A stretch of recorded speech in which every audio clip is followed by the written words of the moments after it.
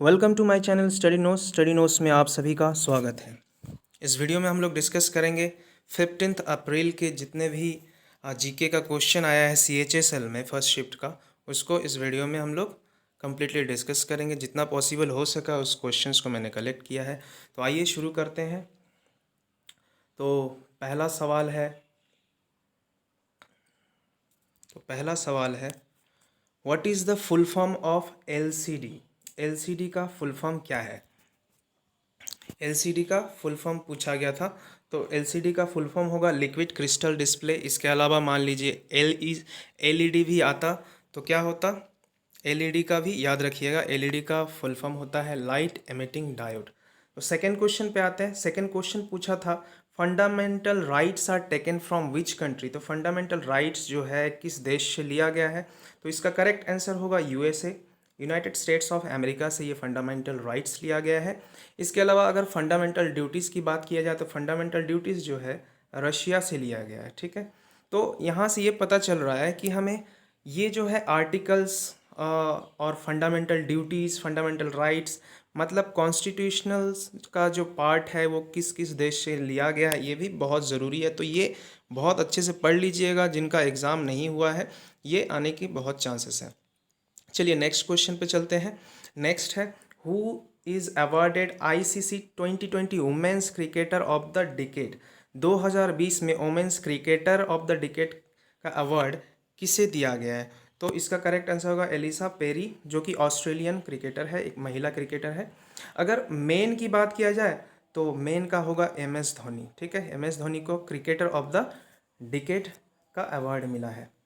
Clear है? तो चलिए नेक्स्ट क्वेश्चन पे चलते हैं।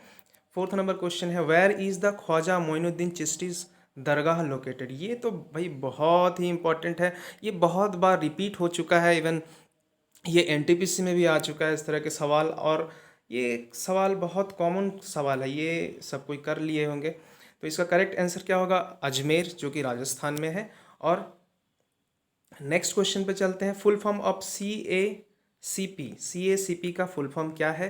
तो CACP का फुल फॉर्म होगा commission for agricultural cost and prices. ठीक है, तो फुल फॉर्म से भी सवाल पूछे जा रहे हैं। जितना भी टेक्निकल टर्म्स है या इकोनॉमी से रिलेटेड उसको भी एक बार देख लीजिएगा, रिविजन कर लीजिएगा। हो सकता है नेक्स्ट फेजेस में, नेक्स्ट एग्ज़ाम्स में आपके आ सकता है। और जिन लोगों का NTPC का एग्ज़ाम बाकी है उनके लिए भी बहुत हेल्पफुल होगा, क्योंकि ये एग्ज़ाम TCS ही कंडक्ट करा रहा है। तो TCS जो है इस तरह के कुछ सवाल जो है उन लोग हमेशा देते हैं।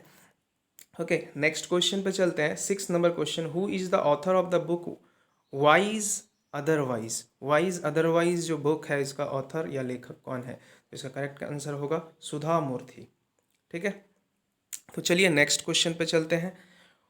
Which is the first gravity dam of Uttarakhand. ठीक है, तो which is the first gravity dam और हाईएस्ट डैम भी कह सकते हो। तो इसका आंसर क्या होगा correct? Tehri dam. Tehri dam जो है उत्तराखंड में स्थित है। और ये सवाल ऐसे भी आता है कि ये कौन से रिवर में पे ये बनाया गया है। तो इसका करेक्ट आंसर क्या होगा? भागीरथी। तो ये सवाल आया था कि कौन सा फर्स्ट ग्रेविटी डैम है उत्तराखंड का। तो ये करेक्ट आंसर जो होगा टिहरी डैम होगा। Who is the chief of defence staff. Chief of defence staff means CDS कौन है? तो प्रेजेंट में जनरल बिपिन रावत है। ठीक है, नेक्स्ट क्वेश्चन पे चलते हैं। In which year state reorganisation act came in force. State reorganisation act जो है कौन से साल ये लागू किया गया? ठीक है, अगर ये पूछता है लागू कब किया गया तो ये 1956 में लागू किया गया, जो कि अली फजल कमेटी के रिकमेंडेशंस में हुआ। ये इसी को स्टेट रीऑर्गेनाइजेशन कमीशन कहा जाता है। अगर इसका फॉर्मेशन की बात किया जाए तो ये 1953 में फॉर्म हुआ था, लेकिन इसमें पूछा गया था कि ये लागू कब हुआ है, तो इसलिए इसका करेक्ट आंसर होगा 1956। इसमें इस साल में ये लागू किया गया था, लेकिन फॉर्मेशन 1953 में हुआ था। ओके, चलिए नेक्स्ट क्वेश्चन पे चलते हैं। नेक्स्ट है where is Khelo India youth game headquarter located. Khelo India youth game के जो हेडक्वार्टर है वो कहाँ स्थित है? तो इसका करेक्ट आंसर होगा न्यू दिल्ली। न्यू दिल्ली में इसका हेडक्वार्टर है। 2020 में ये खेलो इंडिया कहाँ आयोजित किया गया था? गुवाहाटी में। और 2021 में पंचकुला हरियाणा। ठीक है, ये याद रखिएगा, नेक्स्ट अपकमिंग एग्जाम्स में आ सकते हैं फिर से। ज़्यादातर क्या होता है कि एग्ज़ाम्स के क्वेश्चंस रिपीट होता है, क्योंकि बहुत सारे फेजेस में ये कंडक्ट किए जाते हैं। तो और इससे पैटर्न को भी समझ में आता है, इसलिए एनालिसिस बहुत ही ज़रूरी है। आप लोग जो भी देख रहे हैं इस वीडियो को, आप लोग इन सारे टॉपिक्स को तो ज़रूर और डिटेल्स में एक बार रिवाइज ज़रूर कर लीजिएगा। Which country has sent wooden satellite in space? ये सवाल एग्जैक्ट क्या था, ये लो, इतना तो पता चला है कि उड़न सैटेलाइट से रिलेटेड क्वेश्चन है। ये भेजा गया है, या कौन सा देश ने ये भेजने की घोषणा की है? तो इसका करेक्ट आंसर क्या होगा? जापान होगा। ठीक है, तो ये करंट अफेयर्स का पार्ट है। तो करंट अफेयर्स से भी क्वेश्चंस पूछे जा रहे हैं, तो ये थोड़ा करंट अफेयर्स भी देख लीजिएगा, साइंस एंड टेक्नोलॉजी से स्पेशली। एंड जापान के पीएम का बात किया जाए तो योशीहिदे सुगा, ये प्राइम मिनिस्टर है। एंड जो इनका पार्लियामेंट का नाम पूछ लिया था इनसे रिलेटेड जो है जापान का, तो हमेशा ये याद रखिएगा पार्लियामेंट का नाम क्या होगा? डाइट। ठीक है, ओके, नेक्स्ट क्वेश्चन पे चलते हैं। Where was world badminton championship held in 2019? 2019 में वर्ल्ड बैडमिंटन चैंपियनशिप कहाँ हुआ था? तो इसका करेक्ट आंसर होगा स्विट्ज़रलैंड। और इसका विनर कौन रही थी? पीवी सिंधु। ठीक है, इसलिए ये ज़्यादा इम्पोर्टेंट था, इसीलिए शायद ये सवाल पूछा गया है, तो ये याद रखिएगा। नेक्स्ट पे चलते हैं। Which state got first prize in republic parade? 2020 का पूछा गया था ये, सॉरी, ये 2020 का पूछा गया था। 2020 में कौन सा जो टेबल्यू है, टैबलेट लिखा हुआ है, ये करेक्ट कर लीजिएगा। टेबल्यू मीन्स जो परेड में लोग जो प्रदर्शन करते हैं, वो कौन सा फर्स्ट आया था 2020 में? 2020 का पूछा गया था। आसाम अगर 2021 का पूछता तो कौन सा होता? यूपी, जो कि अयोध्या का ये थीम किया गया था। क्लियर है?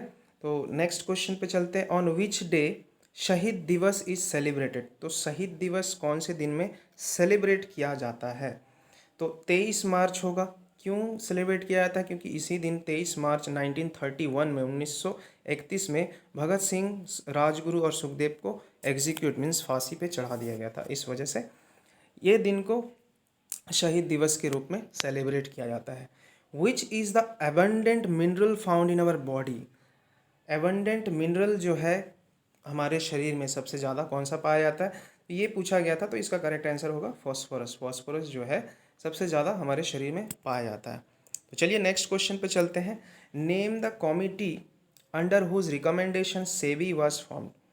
सेबी जो है किस कमेटी के रिकमेंडेशन के रूप में ये बनाया गया था? तो इसका करेक्ट आंसर क्या होगा? उदय कोटक कमेटी। उदय कोटक कमेटी के रिकमेंडेशन में ही SEBI, that is security exchange board of India, ये बनाया गया था। इसका हेडक्वार्टर कहाँ है? मुंबई में है। ठीक है, ये भी याद रखिएगा। चलिए नेक्स्ट क्वेश्चन पे चलते हैं।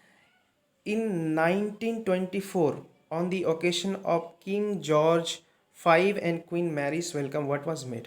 मतलब क्वीन, जब किंग जो इंग्लैंड के महाराजा जो राजा थे किंग जॉर्ज, और उनकी रानी जो थी क्वीन मैरी, उनके आगमन में आने के ओकेशन, वेलकम के ओकेशन में ये कौन सा मतलब इमारत बनाया गया था? ये सवाल में पूछा गया था। ठीक है, तो इसका करेक्ट आंसर क्या होगा? Gateway of India. और गेटवे ऑफ इंडिया का डिज़ाइन किसने किया था? George Wittet. ये भी सवाल में पूछा जाता है, तो ये भी याद रखिएगा। इम्पॉर्टेंट मॉन्यूमेंट्स को एक बार रिवाइज कर लीजिएगा। तो आज इतना ही क्वेश्चंस को कलेक्ट कर पाया हूँ, और ये पूरे ही एकदम ऑथेंटिक है। मैंने पर्सनली स्टूडेंट्स लोगों से कुछ दोस्तों से मैंने बात करके ये क्वेश्चंस मैंने अरेंज किया है। तो इस टॉपिक्स जो भी आपने ये टॉपिक देखा, इन सारे टॉपिक्स को एक बार रिवाइज कर लीजिएगा। जैसे कि ये सेवी है, और बाकी जो कमिटीज़ है, ये सारे चीज़ से ज़रूर कर लीजिएगा। और अगर आप इस चैनल में नए हैं तो प्लीज़ सब्सक्राइब कीजिए मेरे चैनल को, ऐसे ही इम्पोर्टेंट वीडियोस आप तक आसानी से पहुंच सके। थैंक यू, और thank you, have a nice day. मिलते हैं नेक्स्ट वीडियो में।